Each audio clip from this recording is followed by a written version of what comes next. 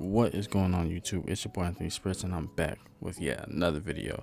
And this time I'm gonna be talking about a game that I was able to play thanks to PlayStation Plus, because I've recently come to the conclusion that, like, I don't know about spending money on games day one. I think I might be in that group of people who just wait for a sale, because usually, lately especially, I've gotten games that I spent full price on, and majority of the time, 9 times out of 10, not really worth it. So all that being said, I was finally able to go through my little catalog of free PlayStation Plus games, and I was able to play two games that I wanted to.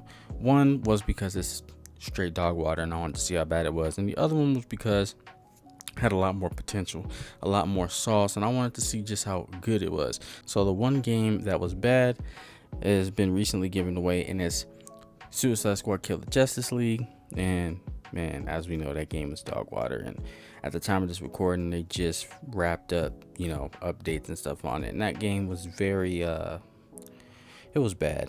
Now, it wasn't terrible, it wasn't the worst thing I ever played, but it was still pretty bad. It's just a live service money pit, and let's face it, that studio should have just made a single player game and cashed a check. But moving on to what this video is actually about, the second game that I played in my little PlayStation Plus catalog was Callisto Protocol. Now, if you don't know what the Callisto Protocol is, it's a sci-fi horror game developed by Striking Distance, who have, to my knowledge, some of the original members of Visceral, who created the original Dead Space. So you already know that it was going to smack in some way, shape, or form. And when this game came out, it didn't quite get that, live up to the hype thing. It didn't really hit or land like it should have, but I knew that it still had potential and I wanted to try it. So booting up this game, I gotta say, after I finished it, I could see that where it kind of stumbled, but it still had a lot of sauce, a lot of creativity, and that's kind of what I want to talk about today. More specifically, the combat in the game, because I think that they are onto something, but they kind of just half-stepped a little bit, and we gonna get into all that. So look, like I said previously, this game has a ton of potential, and booting it up, that was very obvious from the start. This game has great graphics, great sound design, and great atmosphere, right? I felt like I was in the world, I was interested in the world, and it was very, very spooky. They really got an A++ thumbs up gold star on that part. There are some things that I think that kind of hold the game back a little bit. I think that the story doesn't quite hit as hard, but it's still interesting. And what I really wanted to talk about was the combat, right? Because when you boot up this game, you have your, shooting mechanics, basic, everything you expect. But the melee is where it really shines, because I think that they kind of made this melee system where it's up close, it's personal, and it feels visceral, feels like very on brand, right? And what I mean by this is the main character, Jacob, bro's duck and weave game is on point, okay? Like, he's just pulling up on monsters like he's just a Olympic level boxer at a hood Waffle House. He's just throwing them and ducking them, right? And I feel like when you play it, it doesn't quite hit in all the ways that it should, but I think that it could. And that rhymed, but I didn't intend it to, but you already know your boy got the bars. Anyway, when you start the game up and you're playing, you go through the motions, you get your melee weapon, and it teaches you, you hold the button, you use the stick to duck and weave, either left and right. You can't go the same way twice, right? So you duck left, then you're gonna have to duck right the next time they attack, and then you have a block. Now, see, where it falls off is it's built more for maybe 1 to 2 enemies. So any more than that, it kind of falls off, and they don't really have a way to transition into you fighting a group of enemies or whatever the case may be. So when you're fighting more than like 2 enemies at a time, it can get kind of frantic, and you can be taking those hits and losing health. And this game is gory, so when you die, you really die. Like, they put extra time into the horror aspect and all the animations. Come on, it's the people that made Dead Space, so you already know it's going to be very visceral, very R-rated. But I digress.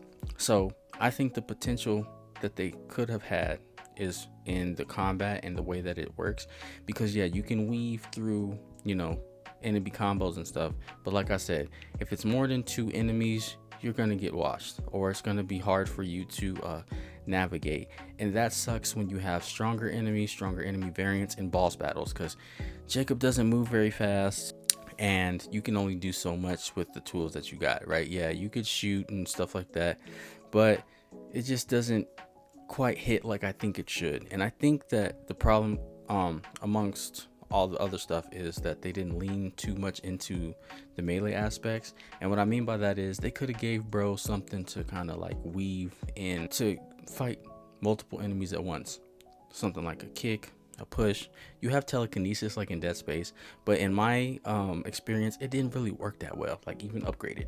So, you know, I do think that if they would have leaned more into the melee mechanics and made it so it's more fluid, and that gameplay loop is more it's more fun to do, I think that this game would have been definitely a sleeper hit. So a couple other things that I wanted to mention was the camera seems to be too close to Jacob, if that makes any sense. I wish they would pushed it back just a little bit, just to give you more of a frame of reference of what you're doing, and when there's multiple enemies you could keep track of everything. Also, he doesn't move very fast. I wish they would have sped up the gameplay just a little bit, gave him a better dodge, something like The Last of Us, where you can scramble and do things like that.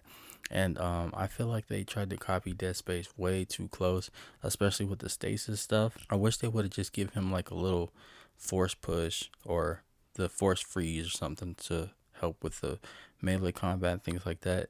Because I mean, the stasis thing kind of works, but even an upgraded version is kind of a pain in the ass to use, and it kind of doesn't, it breaks up the melee flow. And I think they could have leaned more into the melee stuff, like I've been saying, to where you can just have that free flow combat to where it just feels good to play, whether you fighting the boss, one enemy, two enemies, or multiple. I'm not gonna keep dragging this video on. You get the idea. Game is great, has great potential. Like I said, good sound design, S tier, voice acting, good decent story, nice atmosphere. Just a couple more tweaks, just it was almost there, a couple more inches to the finish line type of thing, and I think we would have really had like something special on our hands, some cult classic. It probably already is a cult classic, but really just on some solidified stuff. I really enjoyed my time with this game, and obviously it helps that I got it free for PlayStation Plus. It's always a good thing, but this is something that I would pay for. Maybe not quite full price, but close enough. So this is my little 2 cents on the Callisto Protocol. I want to know what y'all think, and you already know I got more for y'all in store, so just stay tuned. And just like that, man, I'm out.